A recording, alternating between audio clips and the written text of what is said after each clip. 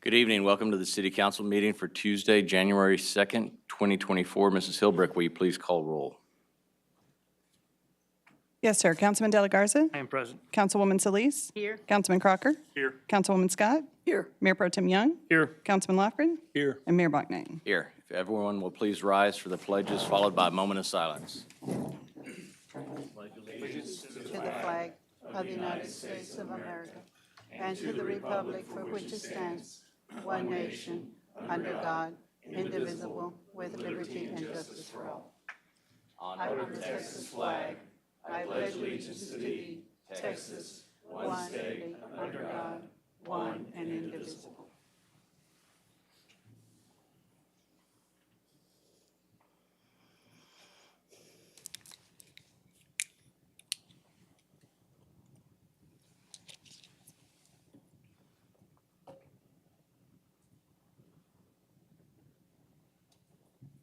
Thank you. All right, welcome everybody. Happy New Year. Hope everybody had a great Christmas and happy holidays. Mr. Garza, you have any announcements and or reminders today? Good afternoon, Mayor and Council. I do have a couple. I want to remind the public and you that city non-emergency offices will be closed on Monday, January 15th in observance of Martin Luther King Jr. Day. Offices will reopen at 8 a.m. on Tuesday, January 16th. Garbage, yard waste, and recycling will be picked up as normal. Also today, this week, we put out that individual tickets for the City of Victoria Bicentennial Ball presented by Prosperity Bank on April 13th are available for purchase at victoriatx200.com or in person at the Parks and Recreation Office at 532 McWright Drive. On behalf of the Parks Department, we also are excited to remind the public and remind you that coming up over MLK weekend as well, we'll be welcoming an estimated 1,200 athletes as we host the 2024 TAF Winter Games, Saturday, January 13th through Monday, January 15th. Sports will include archery, disc golf, pickleball, swimming, and wheelchair basketball.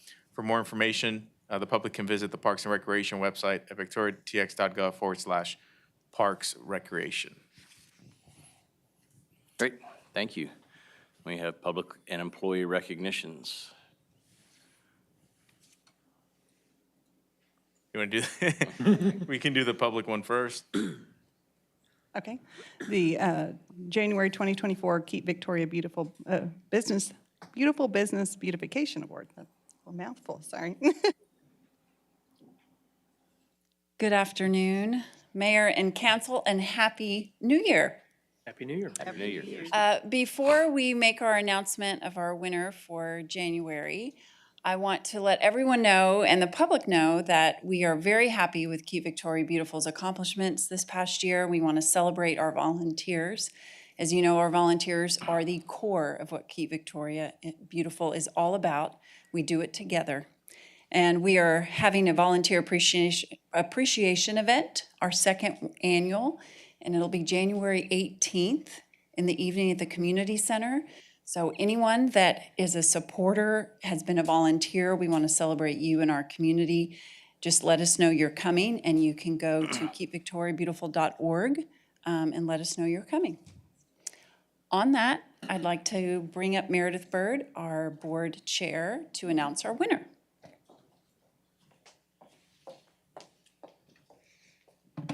Good evening. I hope all of you guys had a wonderful holiday. So it's time again to announce our Business Beautification Award, and this month's winner is Tejas Production Services out on the Houston Highway. So Tejas moved into an abandoned building, turned it into a thriving, productive business, takes fantastic care of the property, the yard. They're a wonderful community partner above and beyond all of this. This award is really strictly to recognize how well they keep up the property, what they're doing to put their best foot forward and truly keep Victoria beautiful. But beyond that, we do want to recognize the work that they do in our community, wanting to make Victoria a better place.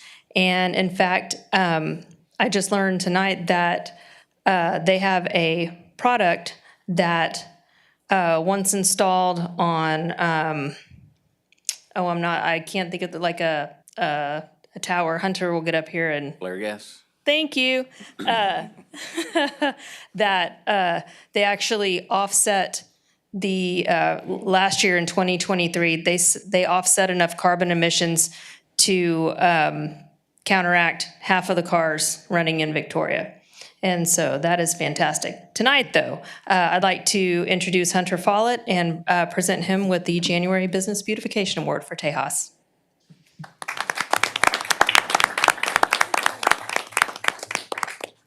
Thank you. Socrates used to give long speeches, and his friends killed him. So I will keep this brief. I am deeply honored, and thank you guys very much. If anybody who's ever maybe met me knows, I think this town is awesome. And I think it is the best place I've ever been to do business. It's amazing how much the community cares about the community. I think the fact that people come up here and talk for minutes on end about the, books being banned or whatever is indicative for how people take issues to heart here. What Christy and Meredith and the rest of the team at Keep Victoria Beautiful do is amazing. It's inspirational. Tejas, we try to do our part for the community. Just to clarify a bit of what we do for the environment. We do have a product that's kind of cool that takes what would have been burned at oil and gas sites and keeps it in the oil, which reduces the environmental impact of oil and gas production by up to 95%. And also increases the amount of oil that's recovered, sort of taking, one of Texas's most valuable natural resources and keeps more of it for Texas as opposed to being burned. And that's a win-win. We love win-wins. We view the community as a major stakeholder in what we do at Tejas, and we're really proud to be a part of this community and hope to continue to serve it in whatever way we can. So thank you very much. I'm very honored, and on behalf of Tejas, very honored for this award. Thank you, Mr. Follett.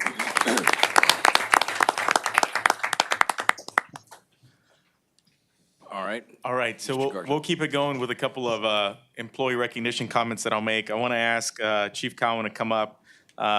This is old news by now, but I have forgotten to mention it in this public setting at a council meeting, so I will tonight. But Chief Jeff Cowan was recently promoted to become our fire marshal, and he has over 22 years of combined fire, EMS, law enforcement, and military experience, including more than 16 years in management roles.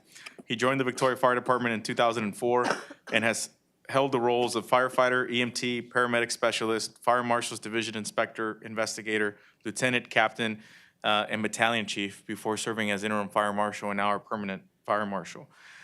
He's a graduate of the Texas A&M Fire Training Academy, Victoria College Emergency Medical Services Program, Victoria College Police Academy, and the Texas Fire Chiefs Academy. And he is a certified master firefighter, master peace officer, master arson investigator, and master fire inspector. And so I'm pleased to, formally announce his promotion to fire marshal. Anytime that we have, internal opportunities for folks that are very well prepared and are just the right choice, of course, we make those choices, and we certainly have with him. And so congratulations on your position, and feel free to say anything you like. All right, good evening, Mayor, Council. Mr. Garza, thank you all very much. I appreciate the opportunity of allowing me to continue my growth within the organization and the city. As Mr. Garza said, I do have 19 years here with Victoria, so I'm committed to stay, and I'm committed with the organization and with the city. So I have a lot of growing to do within this current position, but I continue to look forward to that growth and seeing what we can do to make everything continue to go and hopefully make things better. So thank you all very much. Congratulations. Thank you.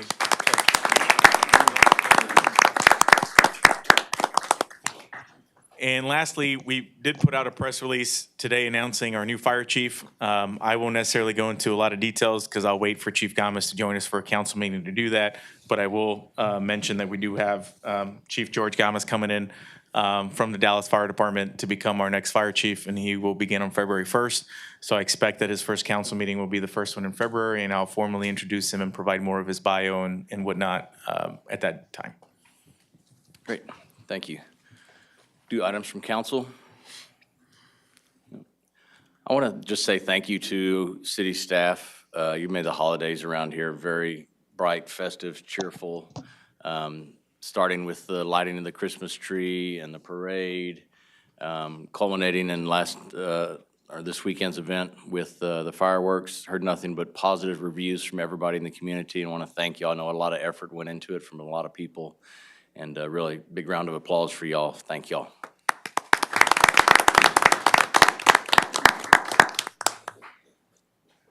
Anybody else? No. All right, we'll go into items with public hearings. Item C1.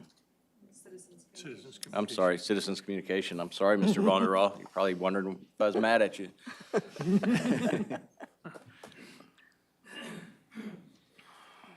Good evening, Mr. Balknight and City Council. I'm Michael Vonderall. I live at 2204 East North Street. I just wanted to thank Public Works and Code Enforcement for fixing a sewer leak, nearby. I don't know how they know about it. I think it's those drones, because I seen one that said Code Enforcement and Public Works, and they were like flying all over the trailer park. That's how they know all about this. And also, I wanted to thank HEB. They had high-quality brisket and sausage, and the stuff was so good, one person got 9 plates, and he was still hungry, And I appreciate it. That was the first time that they did that. And I wanted to tell you about one of the Queen City Park reviews. I told you one last time, but it says, "This is not a park. This is a tiny scrap of grass with rather questionable people hanging around asking for money, not a place to take your kids. For how small this is, I think Victoria is better off demolishing the park and putting in affordable housing. At least they'd get real estate taxes off of that versus having to upkeep this patch of grass." And the reason I'm reading that, I heard they were going to put some swings and stuff like that. And before Jesus was city manager, they took the last city manager took all that down because it's not safe. And it is safe from 11 to 1 p.m. because that's when the police are there. But once they leave, it's the same thing again. It's kind of like my cat. His name's Iron Mike. He fights other cats, and he's the sweetest cat, when I'm there. But when I leave, he starts getting into fights with all the other cats. So if you want to be safe there, go from 11 to 1. And anyway, they have a basketball court. I've never seen it being used. I went there about an average of once a week, and I wish they would just take the basketball rims down and stuff and give it to someone that needs it. They could put some pickleball courts there and stuff. That's real popular, and anything could be better than what it is. And I appreciate the high-intensity drug trafficking making the bust a year ago, and other busts, and a lot of the people, they don't even live there. And the Center Point resolved the gas leak, for now, so I didn't want anyone to worry. Thanks, and have a good evening. Thank you, Mr. Vonderall. All right, with that, we'll go to C1. Item C1 is an ordinance vacating, closing, and abandoning certain alleys in response to the petition of 100% of the adjoining landowners. Good evening. So this is a petition from Victoria Independent School District to abandon a portion of this alley in the Bronson Terrace addition. It's a T-shaped alley that they will, with this abandonment, would turn it into an L-shaped alley. And as you can see from this aerial, it has long been encompassed within their site. With all alley abandonments, we do recommend or ask that the condition be placed that they replat the alley into the property so it becomes one lot, and VISD has engaged urban engineering to perform that replat if approved. Thank you. Are there any questions? At this time, we'll open a public hearing on item C1. Anybody wishing to speak on this item, please come forward. Seeing no one come forward, we will close the public hearing. I move that we adopt C1. Second. Got a motion and a second to approve item C1. Any further discussion? Hearing none, all those in favor say aye. Aye. Those opposed, same sign. Motion carries. Consent agenda. Item D1 is the adoption of minutes of the regular meeting held on December 19th, 2023. Item D2 is an ordinance approving a budget amendment to the FY24 budget in the amount of $210,651.52 to cover the cost of a dump truck for the Public Works Utilities Division and the cost of the mayoral election. This item's on second and third reading. And item D3 is a resolution authorizing the filing of a grant application with the Golden Crescent Regional Planning Commission for Regional Solid Waste Grants Program grant, authorizing Darrell Lesack, Director of Environmental Services, to act on behalf of the City of Victoria in all matters related to the application, and pledging that if a grant is received, the City of Victoria will comply with the grant requirements of the Golden Crescent Regional Planning Commission, the Texas Commission on Environmental Safety, and the State of Texas. I move we adopt. Second. Got a motion and a second to approve the consent agenda. All those in favor say aye. Aye. Those opposed, same sign. The motion carries. Item E1. Item E1 is a resolution appointing presiding judges and alternate judges for the February 3rd, 2024 special election. Nombrar jueces titulares y suplentes para las elecciones especiales del 3 de febrero 2024. I move we accept E1. Second. Is there any motion and a second? Is there any further discussion? I did want to mention that we had considered opening less of the precincts for this election to try to save some funds, but we decided that it was best to make it easy for everyone in the city to easily vote at all 14 precincts. So all 14 of the voting precincts inside city limits will be open for the mayoral election on February 5th. Okay, thank you for that clarification. All those in favor of item E1, say aye. Aye. Those opposed, same sign. Motion carries. And we're into city manager reports. All right, so we do have a couple of items for you this evening. I do want to take a moment and go back to an employee recognition really quick that I accidentally skipped over, and so that's on me, I apologize. But we do have Maria Luisa Rodriguez here from our library department. Can you please stand up? She recently was promoted to librarian and graduated with her Master of Library and Information Studies degree from the University of Oklahoma. And similar to the sentiments that I expressed with Chief Cowan earlier, anytime we have opportunities with internal employees that, invest in their own professional development and preparation, we of course take advantage of that. And she's a prime example of that.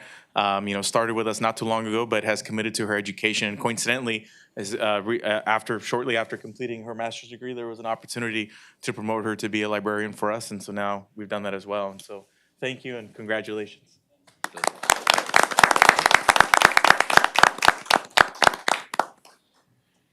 Okay, and so moving on to our first city manager report is an update on our UDO. Julie? Action agenda. I'm sorry, action agenda. I have the order all messed up. That's okay. So Happy New Year. We're going to cover the action agenda first. So as you know, the action agenda is a companion document to our comprehensive plan. So I have a summary on our previous action agenda that we just completed. Okay, there was a delay. Yeah, sorry. So as you know, our comprehensive plan was adopted in April of 2016. It is a long-range plan, and the action agenda is really the implementation portion of the comprehensive plan. So our current action agenda was adopted in 2021 and contained 43 short-term or midterm action items, and to date, 16 have been completed. As you know, with the action agenda, we have been publishing quarterly updates to keep everyone apprised of the ongoing work that is being done on our comprehensive plan. So I just have a shameless plug for everyone to sign up for those updates. If you sign up through our website, a link of the updates will automatically be delivered to your inbox quarterly. But these are the 16 completed action agenda items that of course come out of our comprehensive plan. So I'm going to go really quickly through this because hopefully you've all been receiving those quarterly updates and reading them every quarter. So those are what we're highlighting in those updates. But as you can see, there's been a lot of work done on our comprehensive plan. So just as a refresher, there were 5 sections in our comp plan: the land use and development, mobility, growth, capacity and infrastructure, economic opportunity, and then recreation and amenities. And within those categories, you can see some of the work that is ongoing or we have completed. So to highlight some very specific projects, a project that was one of my favorites, the Woodway Rehabilitation Overlay Project, we completed. Crestwood Drive, which is ongoing, we're nearing the end. And then we're, of course, in the middle of our hopefully actually not in the middle, and towards the end of developing the Unified Development Ordinance that we will be discussing after this. As you can tell from our, I think just driving around our city, the cleanups are doing a lot of great work here. And environmental services will continue, and Keep Victoria Beautiful will continue to perform those cleanups. And so there are some tasks in the comprehensive plan that are very specific task-oriented projects. This, Unified Development Ordinance. Once you adopt it, check, you implement the ordinance and you go on. And then others, of course, like the cleanups, are ongoing, and we have to continually keep them at the forefront and continually be working on them to improve. Our public safety headquarters is a massive project out of the comprehensive plan. I think probably one of the largest projects. And as y'all know, we are well on our way to actually seeing that come to fruition. But then, of course, we're not forgetting our existing facilities. And we recently had the remodeled fire department station number 1 completed. And then we've been really busy on master plans. So since this action agenda, we have completed the downtown master plan, the storm drainage, thoroughfare master plan, parks and rec, the library, and then the active transportation master plan. So you can see there's a lot of green checks, which are completed action agenda items, and then those orange checks are we've completed them, but they continue to be ongoing because, like I said, cleanups or something. It's an ongoing initiative that we're going to always continue to have to work on. So, and of course, this is all on our website and all part of those quarterly updates. But the comprehensive plan is a very large document. It's a 20-year horizon, so it is time to create a new action agenda. So this is just a refresher on where we've been and to kind of give you a heads up of where we want to go. So we do need to create the 2024 to 2026 action agenda. So how we envision the process going is we've just made a call to the directors to give us a list of what they see the priorities are. We will be asking to meet with each of you individually on one-on-one meetings to go over your priorities, and hopefully we'll have that list from the directors by then so we can discuss and get a list from each of you on what those action items should be in the action agenda, and then we will compile that all for you to have for discussion and hopefully adoption at the March 2024 quarterly workshop. And that concludes my presentation. I'm happy to answer any questions. And we'll be sure to send out, fresh copies of all the reports on our website, but we'll make sure we distribute that as well so you have time to review what we've been able to achieve up until now. You may recall that we've kind of gotten into the habit of having this 2-year cycle of these action agenda items. And so we're coming up on that time to do one again. I also want to remind you that we also had a conversation around just updating comprehensive plan, but we did not feel that it was appropriate time to do it because we have so many other master plans that we've undertaken that have plenty of recommendations and plenty of things to do that we didn't necessarily think it was maybe in our best interest to go through a large comprehensive master plan so soon after completing all the other smaller master plans. So we think it's worthwhile pursuing another 2-year, action agenda priority exercise, and then we can revisit that in a couple of years to determine whether, we want to just continue tackling the 2035 and all of the sub-master plans, or if we want to do something, like a 2040 or 2045 or however we want to do that. But anyway. And when did we publish the 2035? 2016. 2016? April 5th. Thank you, Mark. You were the mayor pro tem, and I was sitting in the audience. Well, I remember doing it. It's a big community involvement. So I was just, Very big. I was just trying to play that out if we were going to do it. Not quite 10 years old, yes. So I think there's still plenty of initiatives, especially when you combine it with all of the Right. area, small master plans that, and we can break out the action agenda and have different categories if they come in from different plans. If priority is kind of silent in the comprehensive plan, but it's a big priority in one of the sub-master plans, we can definitely incorporate that. The action agenda is just our roadmap of y'all telling us what to work on, so we really need it. And I apologize if there was one in between, but the original one was 2020. So I remember thinking in 2016 that we were about 5 years short of the end of that. And so I didn't think we'd redo 2035 until more like 2030.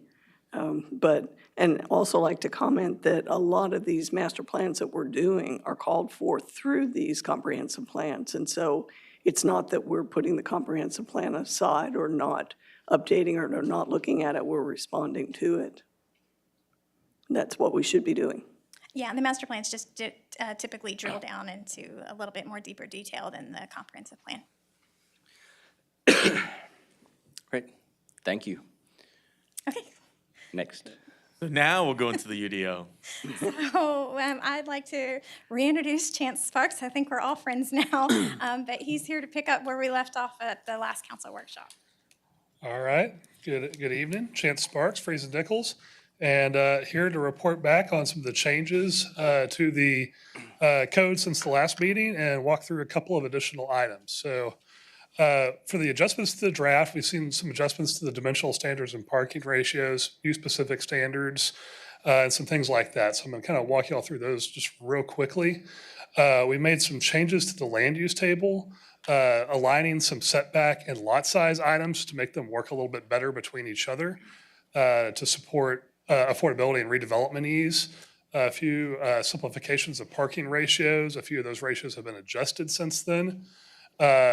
And then also updating of things like the kennel definition to align with your animal control ordinance. Most of our activity, though, has been within the use-specific standards. This was the big conversation at the last meeting, and a couple of these have changed. The amenity threshold for multifamily has been adjusted so that essentially you could do four fourplexes on a piece of property without triggering that amenity size or the amenity requirement. That allows for the small scale multifamily that tends to be a little bit more common and also tends to hit that affordability area. We've also made the adjustments for separation and compatibility across the board. We clarified what types of residential uses these apply to. In other words, doesn't apply to multifamily. Then added the exception that we discussed at the last meeting that there seemed to be consensus on for if a property has frontage and takes access from a existing or proposed arterial or a freeway expressway, that separation distance no longer applies. And that's designed to address kind of your key corridors where you do sometimes have residential backing those properties to make sure that those can still be developed in an effective and efficient way. And that's for both the automotive type uses, as well as some of the others, including kennels, payday loans, pawn shops, outdoor commercial amusement.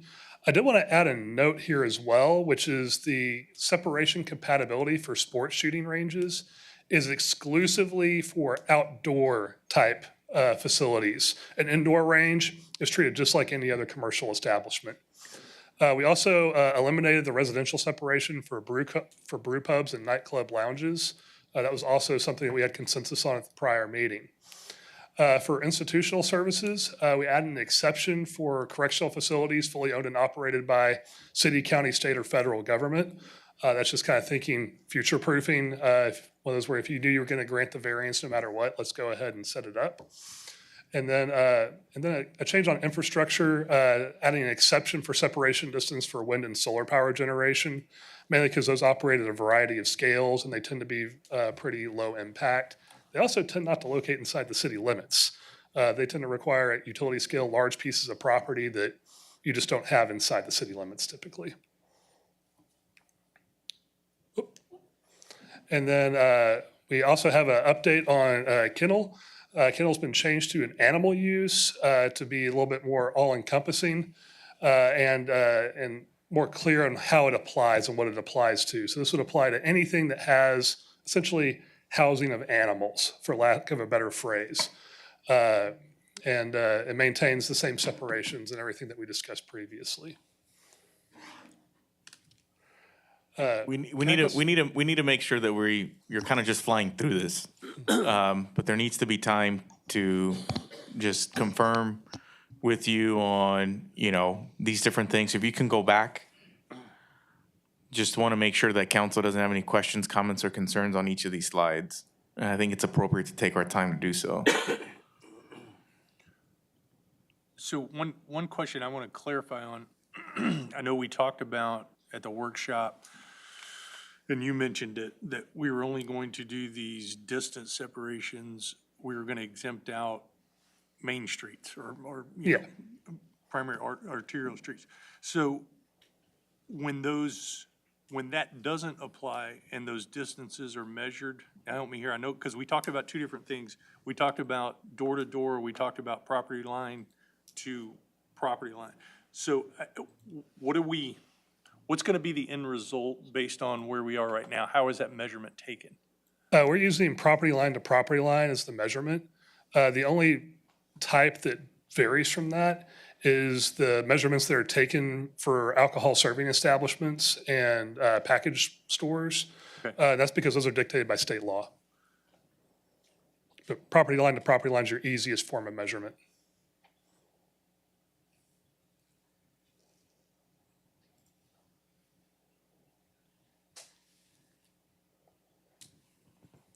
So in this slide specifically, did council have any comments or questions or concerns with these changes referenced on this slide?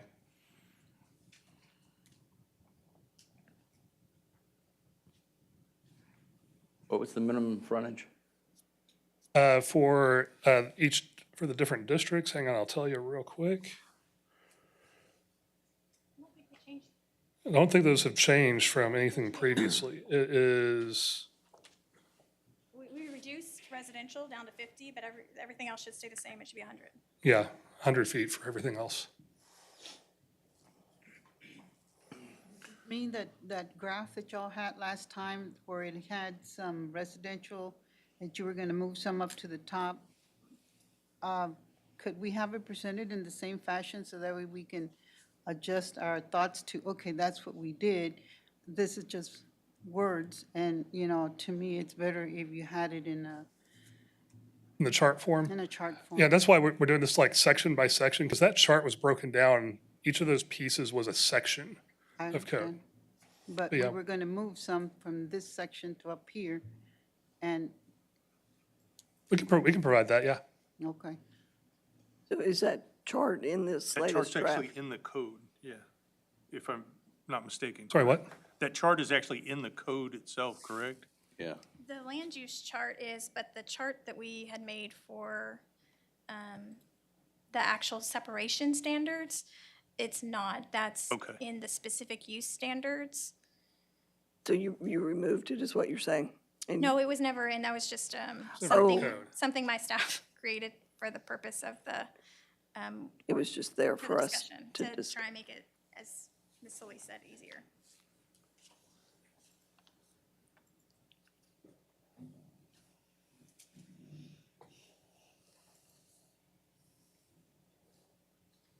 We made it easier to understand.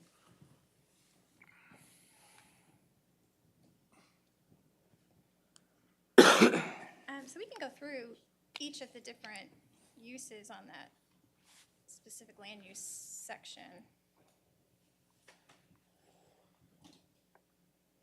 So auto is auto dealership, light auto repair, car wash, heavy auto repair, and truck sales.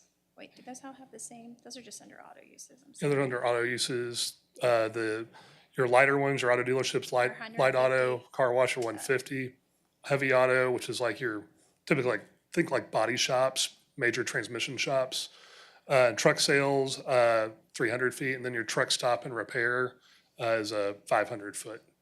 Again, we talked about at the prior meeting that I think the reference was at the Big Texan. Is that the one? Yes, and that's That's not a truck That's stop. a retail. So the exception that was added reads as, the above shall not apply when the subject property meets the minimum frontage and takes primary access from an existing or proposed primary arterial or freeway expressway as identified on the Victoria Thoroughfare Master Plan. So that's, Navarro, the Loop, Houston Highway. So the separation standards do not apply if they have that frontage on those roadways.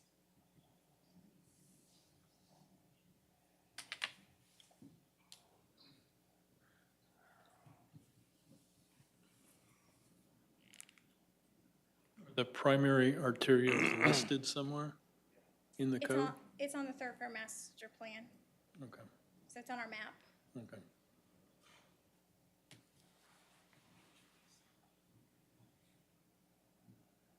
And then that thoroughfare master plan is adopted by resolution, and if you want to change any thoroughfare, then we change the map.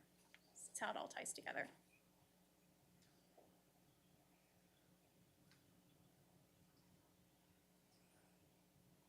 When this is out there for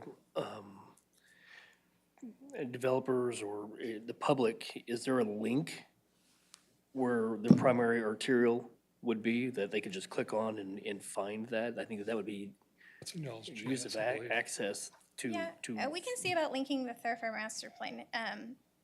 Most of the time when a developer's looking for a site, they're on our GIS because they're looking water lines, sewer lines, looking for all that information, floodplain, and it's a layer on there.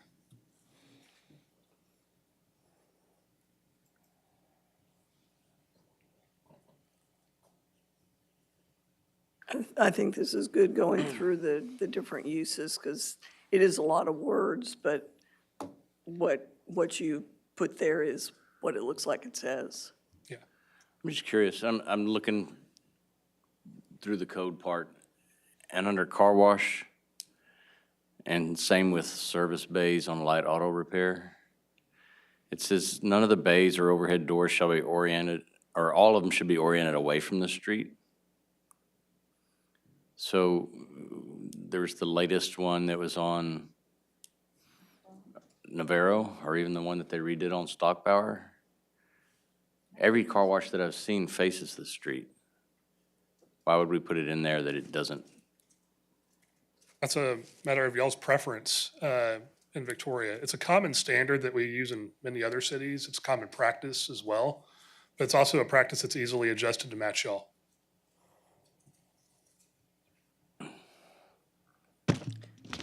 I just don't understand what the reasoning would be. Appearance. There's mainly two reasons. One part of it is appearance, of course. The second part has to do with actual flow of vehicles inside the site. By usually turning those on in, particularly like a self-serve car wash or, oil change type of place, it's creating a natural loop through that versus the straight through and then it splits. That's the typical reasons we've seen for it. But it's also not an essential standard. Yeah, because I'm even thinking like, not just automatic car washes, but self-service car washes, they all face the street. A lot of them do. I mean, I don't know if we need it in there. I'm still struck by the fact that this is a planning ordinance. This is for affecting appearance in the future. And what we're continuing to do is say, oh, we don't do it that way now, so let's make sure that we don't change it in the future. I mean, this is supposed to be helping us make the city have the appearance of not a continuation of some of the things that we don't really care for. So, I'm just kind of thinking about, go to a part of town that you're not crazy about the way it looks. Do we really want to make sure this ordinance continues to protect that and encourage that? Or go to a part of town or go to another town that looks like you'd like Victoria to look? This is our development ordinance. This is our opportunity to affect some change. It's long-term. I mean, the landscaping ordinance was written in the 90s, and we're all applauding how beautiful Victoria looks now. And so I just feel like if there are things that planners have discovered that can make a difference in the future, I'm just continuing to be bothered that all of our discussion is, oh, we don't do it that way now, let's not change anything. Well, I see, like on this one that I'm discussing right now, I see it as a safety issue. If you got bays stacked in a line from the street back, how do you know that there's not something going on in each bay? I'd rather have the bays facing the street so that they're all open to the public and you can see everything that's going on in them. It would be more cost-effective too, because if you're gonna have them going, what are you gonna do? You're gonna have them only in a corner where it faces the street? I mean, as a developer, I would think it would take a whole lot more to construct that place instead of just a straight line like we do right now. Yeah, but you do a straight line, you turn it the other direction, that's all. Generally uses about the just same turn it amount of 90 surface. degrees. And it's not like it's packed in there where you can't see the bays, even if it's sideways. You can Really, still, wouldn't the size of the lot, the design of the lot, whether, and the dimensions of the lot determine how a developer would be able to design his bays of his car wash, or wouldn't that have a determination? I mean, it has a determination now. Each lot is looked upon as developability for that specific use. There are current lots that aren't suitable for certain developments. And so, yes, that's always a factor, but if you set the standard and say, then it may open up new lots for that standard and make others not as suitable. I mean, that's across the board on all developments. And if you set the standard, that doesn't mean that a person can't come say, well, I'd like to build it the other way, can I have a variance? Why even have the regulation in there? Because it would look better if they were faced the other That's your direction. opinion. Well, it is my opinion, it's also her opinion. But It's just for not mine. Well, and everybody has a different opinion, but Yeah, that's what I'm saying, but I don't see that. you it might have a makes any lot of difference. regulations in there you disagree with, but they can always get a variance. That's why we have the variance process. It isn't- When- And the UDO can always be amended as well, right? If something doesn't pan out the way that people think, or it was missed, or whatever, I mean, the UDO can always be amended. Like as I well. brought up parking restrictions. Okay, I've looked at them. I'm fine with the way they are, okay? A lot of them have been lowered, and I'm for that, but it's something that probably we'll have to revisit again further down the road. A lot of this stuff we're gonna have to revisit further down the road. But I agree with Jan, I think it's a good idea. and any car wash that's in existence right now is grandfathered Right. as long as they continue that use. Yes, that's So correct. it's a long-term change.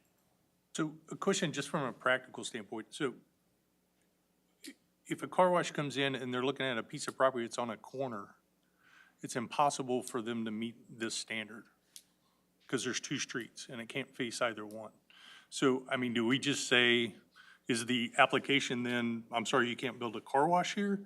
Or is the application, well, you're gonna have to go get the variance to build it at this location? Because the variance then really determines whether or not the thing exists. The way your code is structured right now is, if you have a corner lot, the developer is coming in, that they would declare a front for that in the case of a corner lot, because a lot of standards are predicated on front versus side types of regulations. Even how your setbacks apply are influenced by that. So they would declare that either if they're coming through with a plat, they'll declare it then, or if it's already a platted piece of property, it would be declared on their non-residential site plan.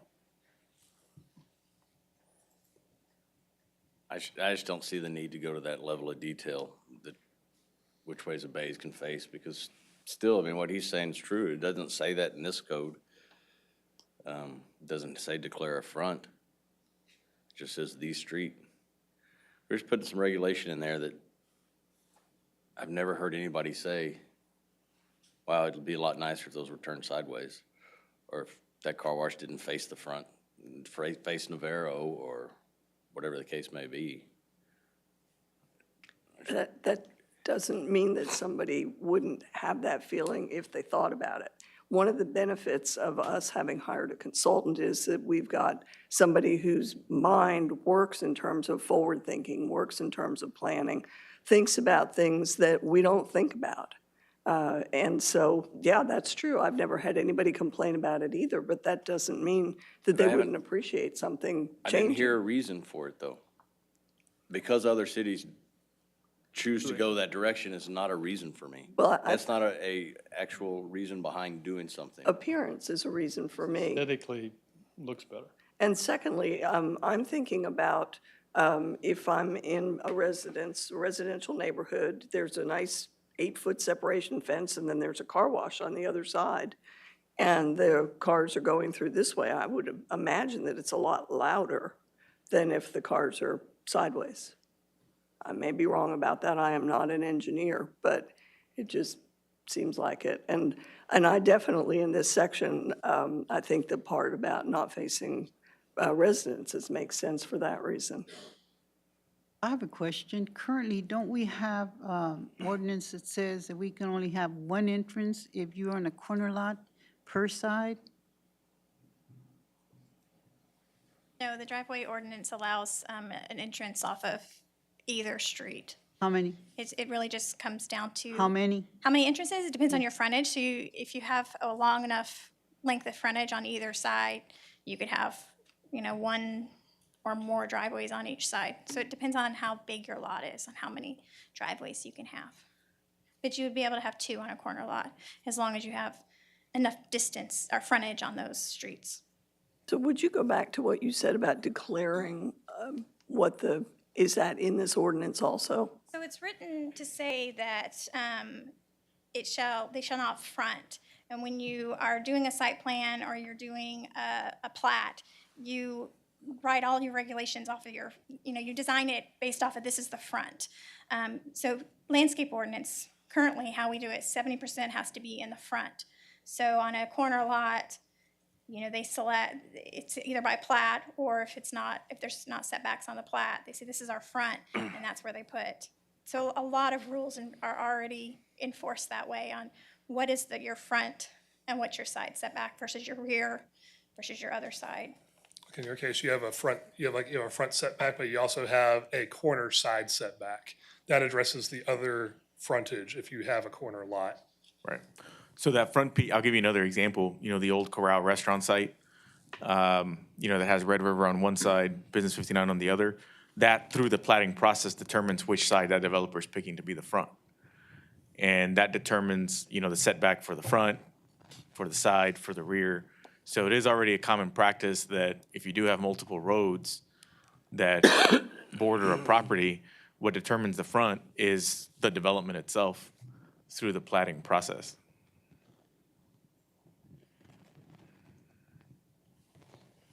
Well, I agree with Jeff. I think that the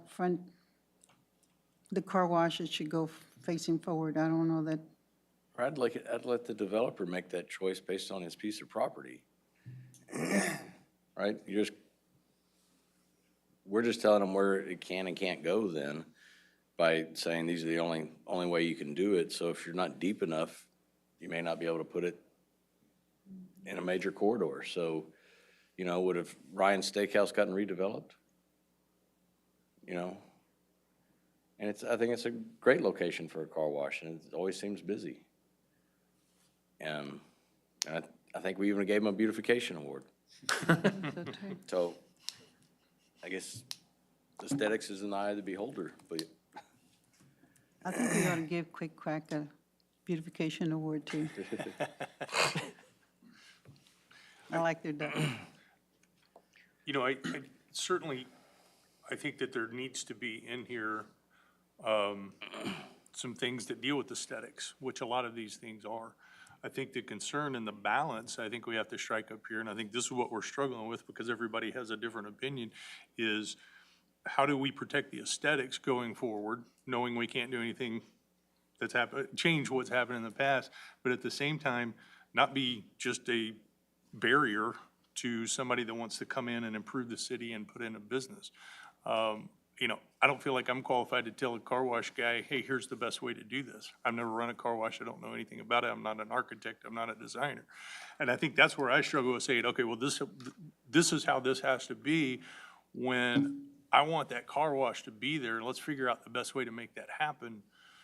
And I understand that there's you can get a variance and you can do that sort of thing. But to me, that's just unnecessary potentially unnecessary red tape that somebody says, you know what, I can go to the next town over and build a car wash there and I don't have to get a variance.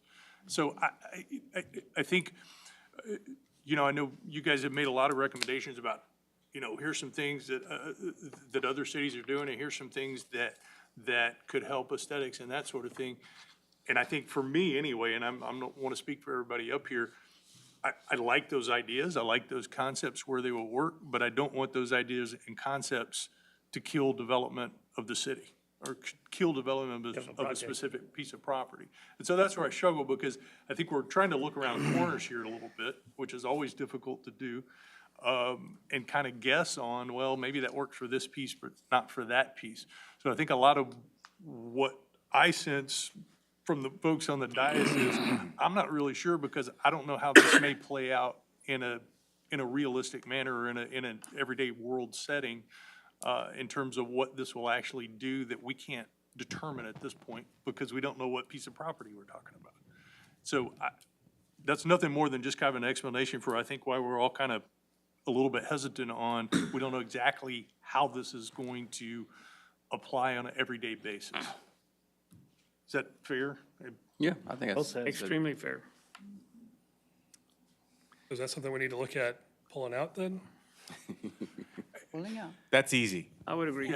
Consider it out. Pull it out. End of conversation. Yes. That's Move on. where the majority of council feels like it's not the end of the world.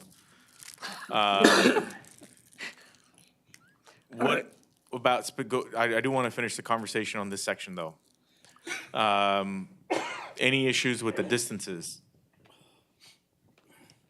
And the exception that has been added that it would not apply so long it meets the minimum frontage and takes access from an existing or proposed primary arterial or freeway expressway.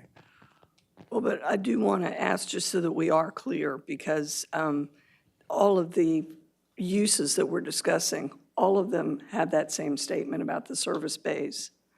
And while I don't like it with the car wash, I understand what all of you are saying, but I'm not sure I feel the same way about a truck stop, truck repair, truck sales. And I don't want everybody to get the new draft and say, wait a minute, that line's in there, I thought it was being removed. You know, for me, that discussion was in terms of car washes, and I want to make sure that a majority of us feel that same way. Because. Is that accurate? Yes, that type of standard appears for Automotive section. pretty much Okay. everywhere in the automotive section. So if that's a standard we need to pull out across the board, it would be helpful to understand that that's the direction. Because if we're going to have this conversation, let's have it once and Once and Does it not make a say, difference wait a for minute, car I washes thought that versus was going to auto be repair? removed. It's in truck sales, trucks. It does appear that it adds added restrictions to the developer. And I thought we were trying to So find a common ground. had a business such as Southern Tire Mart, is that the name of it, out there on the highway? Right. It's on Been- the highway, so. Oh, you're right, go ahead. It would have not been able to have been built like it is. Because it has bays that open onto the service road of the freeway. And I just think that we're doing a lot of harm by saying it, period, it can't be done. That's in the city limits. It's on the edge of Lone Tree Business Park. I thought a majority decided that didn't matter. Well, she wanted clarification against all the sections. Okay. So that's what I'm saying. I see where it's a problem across the board, where I wouldn't expect there to be a heavy truck place in the middle of town, but we're not just talking about the middle of town. We don't know what's going to happen. Right. But this also deals with Southern Tire Mart and. You're gonna. In that example, think about the existing uses that currently do have the bays on the side and visualize what it would look like if they weren't. So I'm thinking of like the dealerships. Our dealerships have the service sections in those garages that face the sides. They don't face Navarro. Think of the auto repair shop, next to Enterprise. That's not true. Um, That's not true. What's not true? There are auto dealerships where the bays face Navarro. Think I know, about but the there's ones some that don't. aren't. Think about the ones that So don't. my point is to visualize the ones that currently don't face the street and visualize what it would look like if you had, all of those facing, the street. And so going back to the appearance issue, if you're driving down the street, do you want to see a facade concrete, front, or do you want to see bays with cars up on lifts, right? And that's just a preference thing, right? And then obviously the lot will determine, how something fits. That goes without saying. But I just want to give you a different, visual in visualizing the places that do currently have it on the side and what that would look like if it weren't. You know, the new collision place, you know, off the loop, for example, next to the hotel has them on the side and the back, right? They're not facing the street. And so visualize what that would look like for if it were, right? So just think about all of that, you know, as you have this discussion, because yes, there's gonna be the one-off examples where, you know, the lot size or geometry is gonna determine what can and cannot happen. Without a doubt, that'll happen. But think about the All real-life those- examples, on both ends that we have to lean So on. all those, the developer was free to make up his own mind, and it wasn't us telling him what needed to be done. Right? And they came up with that idea. But it doesn't always work. But would they have been an exception under this because they're on Navarro? Well, yeah, well, so would his example, being off the expressway, Can we, assuming that applied. No, there's no exception that has to deal with service-based orientation. Or we could make it. I mean, that's what I'm saying. That's, the exception is to one, not to two. We could eliminate truck that sales or they whatever. don't face the street, but keep in the provision that they be oriented away from any residential, so they wouldn't face a residence. Wait, I'm sorry, say that again, I didn't Basically, hear the last you part. keep you allow the service base to face the front, face onto the street, but you prohibit the bays facing towards the adjacent residential. If there is adjacent residential, which a lot of them, there's not. is there a way to put that the city prefers that things not, I mean, I know it's not, then nothing we can enforce, but it also gives some direction or some guidance. I tend to discourage cities from putting Okay. encouragement language into regulatory documents. It just keeps it a little bit cleaner. Well, then I think that putting a limitation of the residential use is not practical, because, you know, you can say that they can face the street, but can't, I'm thinking of the ones that we have that we see from the street, to say that they can't face residences. Basically, mean, they wouldn't be able if to do- they wouldn't be able everybody's to do in- double-sided bays. If everybody's in favor of it, I'm willing to say, yeah, let's put in that it shouldn't face residential. But then you're probably gonna have to have some variances, which is fine with me.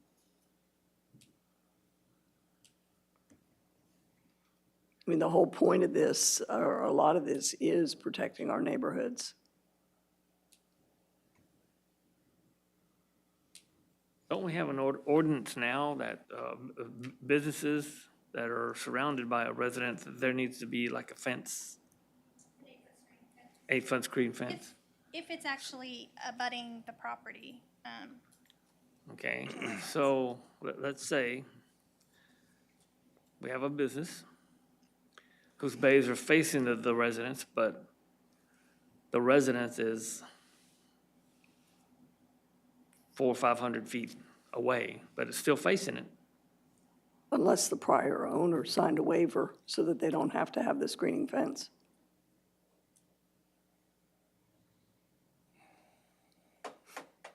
I think this is getting more and more confusing as we go.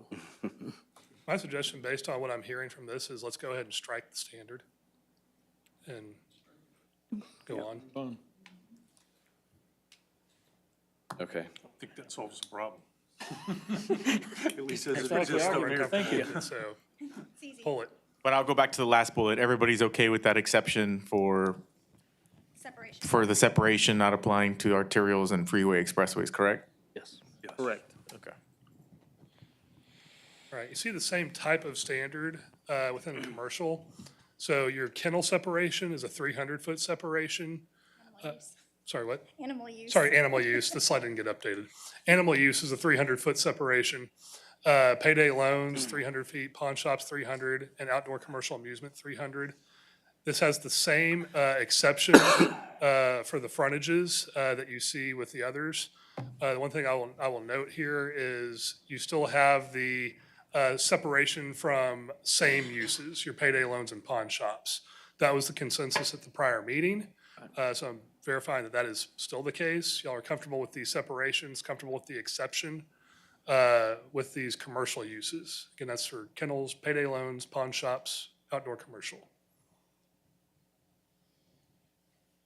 Can you clarify outdoor commercial amusement? Outdoor commercial amusement is typically like your, so what's a Outlaw good pass. example? Go-kart track. Outlaw pass. Outlaw pass, but it's not in the city limits. We don't Right, currently. I didn't see them, have- but that's an example. There's a putt-putt on Sam Houston. I think that would apply. Yeah. But Sam Houston's also a primary arterial. Yeah, yeah, you're right. It's still there, it's already there, so, but that's an example of it.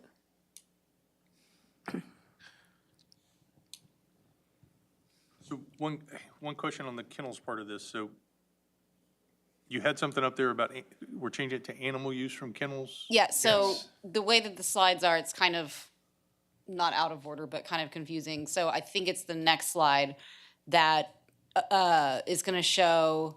So what Julie and I talked about today was the problem, if y'all recall from the last quarterly meeting, was that this had a definition for kennels that was different than the definition under Chapter 4, which is our animal ordinance. And so instead of changing this, because they're two different things, one is land use, one is animal care, we didn't want to change the definition in the UDO. We thought we would change the word that is being defined so that the two aren't clashing. And so if you have a better suggestion, we are all for it. We decided that using the phrase animal use as what is being defined, because the purpose of this code is to define land use, and this is land that's being used for animals. We kind of thought that was a good way to tie those things together. And so where it says kennels under A, that would also be changed. It just wasn't updated in this one, so that we don't have two opposing definitions in two different parts of. And part of the problem is when you go to Chapter 4, a lot of the phrases you might want to use for animal boarding, kenneling, that sort of thing, have already been used in that section. So we're trying to keep those separate so there's no confusion. So that's where that comes from. But we're open to suggestions on how to phrase that particular usage. You may recall that the request from the county was to actually change the definition Correct. to match the definition in our animal control ordinance, if I can call it that. What we're proposing is not changing the definition, but changing what is being defined to avoid the conflict that they brought up or the confusion that they brought up. Because if you'll recall, there is also a variance that they can go through the variance process, and there are certain exceptions that allow, if they want to build outdoor kennels that are within the distance, that they can actually apply for. And so our impression from the last meeting was that we want to keep that the way that it's written. We just need to change the wording of what's being defined. So the intent is the same, it's just wordsmithing. Right. So that we don't have a conflict between the two codes. Correct, yes, sir. Using the same, yeah. No, and that was my concern when we brought it up. So I think that does, to me, that addresses that. So in the revised one, instead of saying up the top, no, you were on the right one. Go back, yeah. Relevant to kennels, it would say relevant to animal use. Gotcha. Chances on the road, I should have done a search and find for all. Yeah, I was on my way here. So, Well, and that's what was throwing me off, because the red line that we have still has kennel in there. And so I wanted to make sure I understood what we were. This was a very last minute change this afternoon. No problem. Thank you. Then we have the institutional services change that was driven by the conversation about a future county jail potentially. So we wrote in an exception that would help that out when and if it comes. And then, of course, the wind and solar power.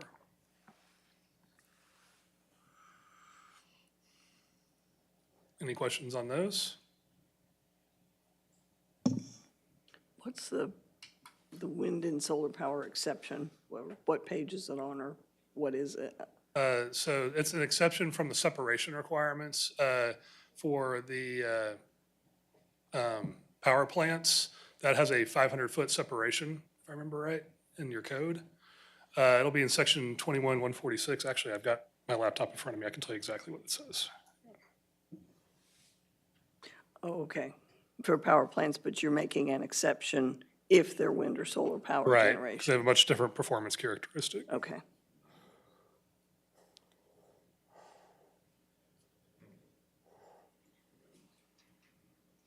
Yes. All right, good there? Thank you. And we just talked, of course, talked about the animal use. Sounds like y'all are good with that change. That gets us to parking ratios. Let me ask real quick Yeah. on section 21-142, golf course. Yeah, And we've got appropriate controls like netting shall be installed to prevent golf balls. This is not applied to existing golf courses now.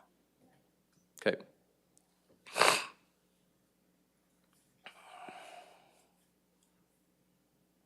all right. So parking ratios is one of the items that y'all had requested.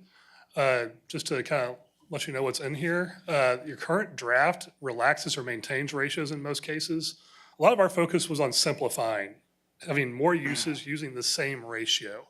That helps out a lot, especially in like strip centers where you're swapping out, maybe it was a medical office and now it's a toy store, for example. If you keep the same parking ratio between those, it makes it a lot easier to make those changes where the strip center doesn't get tripped up and hamstrung by the parking ratio difference. So that's the main thing that we focused on. We also made some updates throughout the draft to make a few adjustments along those same lines and also relax some of those standards further. What we are seeing is there are a growing number of cities opting to eliminate minimum parking ratios. In fact, I was listening to a podcast today on the way here that was talking about Austin removing their parking ratios. A key thing that's present with those cities is a highly effective mass transit system of some kind. So that's just something to be aware of. Also, it's important to be aware that the market has their own expectations. Banks have expectations for parking on development.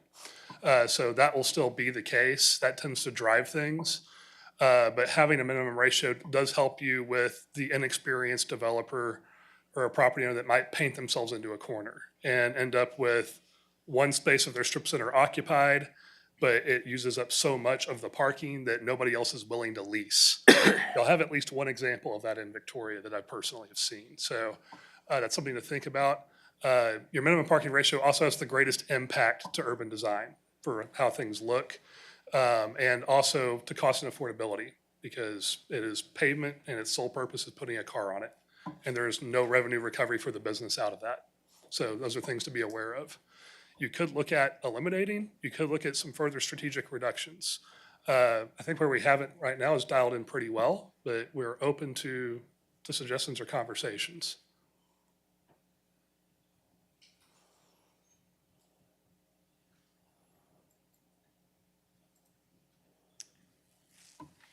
And I think the reductions are good. I think we've had, at least in my opinion, they've been too high in terms of the amount of parking that has to be put outside of these places. And so, And these are minimums. They can always put more parking right, spaces. right, yeah.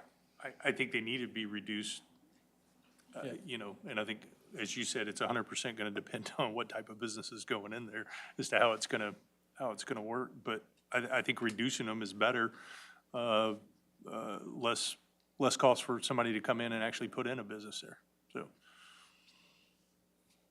Yeah, the world's changed. I mean, as far as fast food, as far as retail, everything. And the use of parking is not as needed. And you're right in regards to development and cost and return on investment. So the lowering of the standards, I'm full in favor of. Yeah, agreed.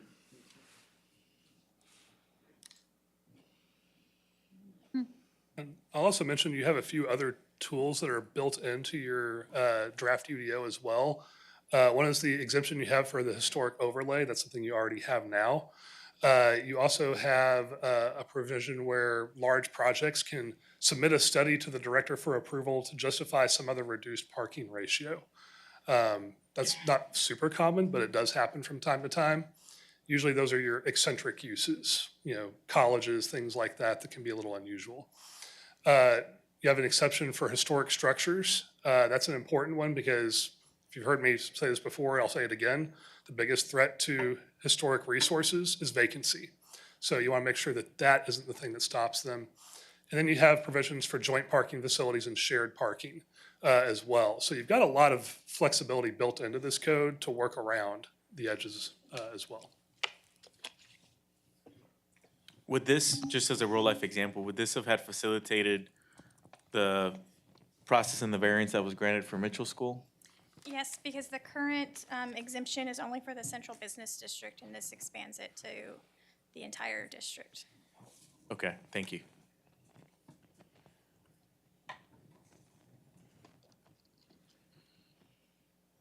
Any other questions on parking? Nope. All right.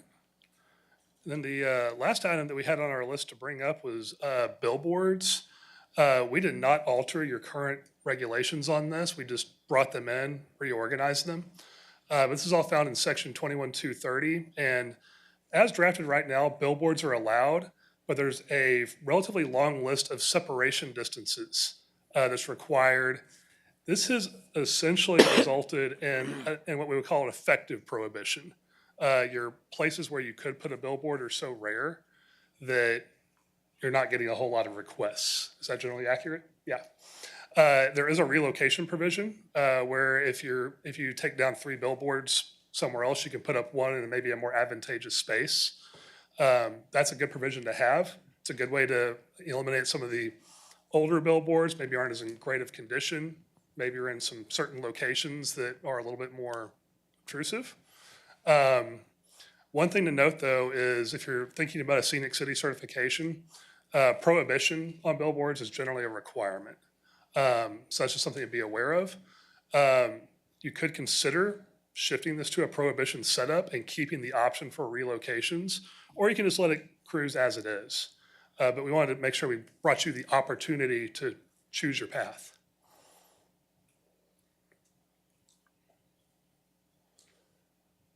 I don't want any new billboards in town. I'll put it right out there. Nobody else will speak, but, and relocation is fine, or, if one's old but I don't want any new billboards in town, I'm sorry. And yeah, it's a business that people have, and yes, they buy the land, and yes, I'm prohibiting their use of a billboard on their land. I do not want any more billboards in Victoria. I like it is right now, just because I think that we've effectively shut down the billboards. We spent, sure Mrs. Prohibit any Scott new spent a ones. bunch of time on it too, on planning commission like I did. And I think we finally got a nice solution in there that seems to be working. And when's the last time a billboard got permitted? That's Rick. Do So you remember? you don't remember either? I mean, There was one on a very small piece of property. It's been since my tenure as director, definitely. yeah, it's been a long time. But, so there it's was one been on within the Navarro. last 5 to 10 years for sure. Yeah. So we have an application under current review. So they do come occasionally. I don't disagree with Mr. Lofgren. I do disagree with him often, but I don't. I don't on this. I disagree with him.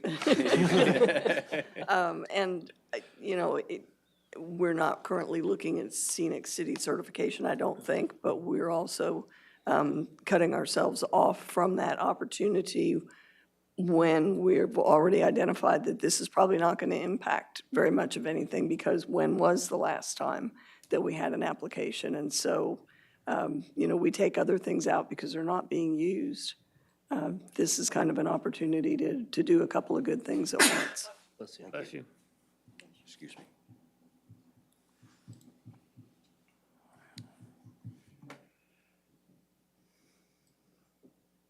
But that's 2 of us. What are the rest of you?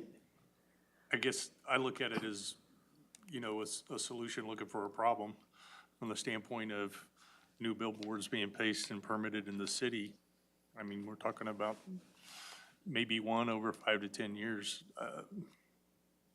Again, I had to guess. I think there's actually probably more locations that could, but our market is pretty saturated.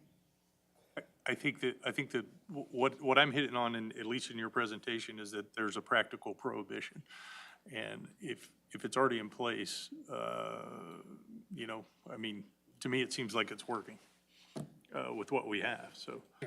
Just providing Is a the contrast for others. relocation provision at the 1-to-3 ratio, is that existing? Yes. Yeah, it's in, no, I think it's. Yeah, I don't think you have a replacement provision right now. I think we've added that. Because it might make sense if, you know, if we're not gonna completely ban them, might make sense to at least include an opportunity to reduce the number of billboards over time with the relocation provision. Then this UDO.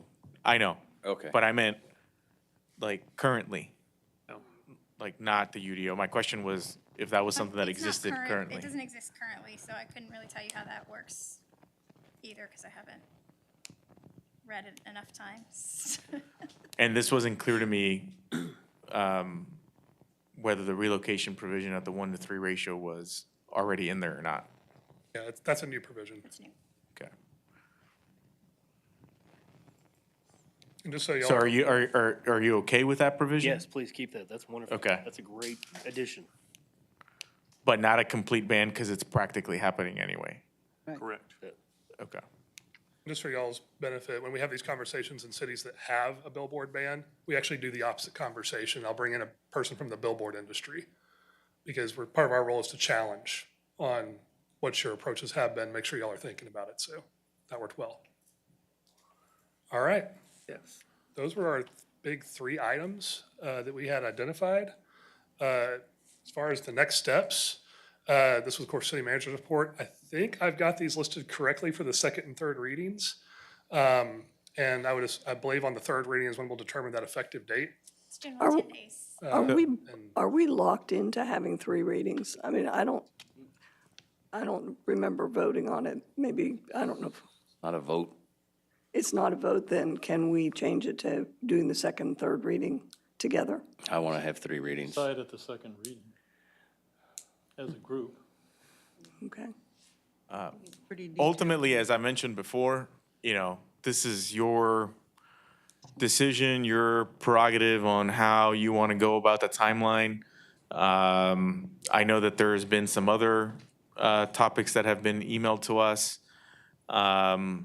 So we're really just trying to look for clear direction. This was our staff's, you know, attempt at putting a timeline, you know, based off of knowing, you know, the items that were going to be discussed today. But again, we're open to your direction. Yeah, if I could probably speak with Ms. Fulgham Thursday, Friday, just go through that next list, which should be it for comments. Make sure we don't have anything else that's glaring that we need to discuss as a council. Are we going to discuss park fees at another time? For now, we've completely parked that to happen just later. My preference would be to wait until we have a Parks and Rec director on board, so we actually have a professional Parks and Recreation person at the table when we discuss that, which obviously it'll be a little while longer before that happens if you saw my email. So for now, we've kind of just parked that to come back later. Can I ask for one thing? Because right now we have multiple draft versions. You know, and some of them are redlined and some of them aren't. And I want to make sure that I'm looking at the final version. And I'm kind of old school, but can we get just like the end red line that shows what we had and what we're changing to this next version that we're going to be voting on? Yeah, we'll keep running red lines. Okay, because that will, I think that would help, because some of the red lines we have include prior changes to the existing. I want to see what all the changes are to the existing in that last document. I think that would be helpful. Like changes to your existing code? Yeah, Yeah, That is not tracked. yeah, that's not tracked because it was a wholesale. So some parts where the concept was moved over, but the entire structure was changed. So we don't have a track changes from our existing okay. ordinance. Can you do one then from the initial draft of this? That's kind of what this red line is now. That's what, From what we published to, Yeah. from the first reading to now, that's what this red line is, but it doesn't encompass everything that we discuss with like animal use. So we'll fix those red lines. But from first reading to now, it's got almost everything except what was discussed today. okay, okay. Send me that and let me look at it, and then if I have other questions, I'll get with you. Cool, thank you.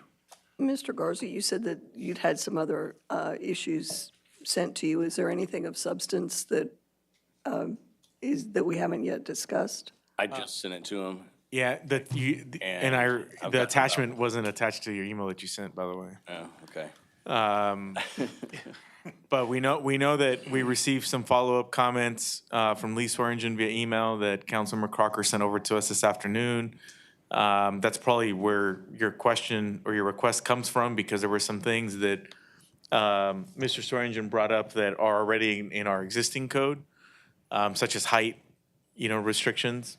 But if you're not in the know of what is there now, it's hard to discern, what's actually new, which is probably at the core of your request, to see some sort of master red line.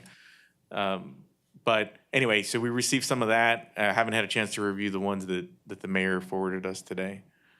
So we're not sure. And I can share it with Yeah. everybody. It's not a problem. So that we can be thinking about it, or, I mean, I spoke to Julie, but I had a couple of typographical or grammatical changes that weren't. Yeah, we've already got those. Yeah, so they're on our draft, but they're not on your red line yet. But the next red line will have everything from the first reading to the second reading. Okay, good, thank you. Including tonight's conversation. Okay, great, thanks. I'll figure out how to do it. I have to probably do it from a computer. But yeah, I'll get it to y'all, and then if you'll just send it out to everybody. From memory, anything significant? I got about a third of the way through now. Okay. Okay. All right. Thank you. Thank you. All right. With that, that concludes our city manager reports / work session. We will have an executive session, and it's 6:22 now, and we will recess until 6:30 p.m. We'll start the executive session. The council will recess into executive session on the second day of January 2024 at 6:22 p.m. with the executive session covering Texas Government Code 551.0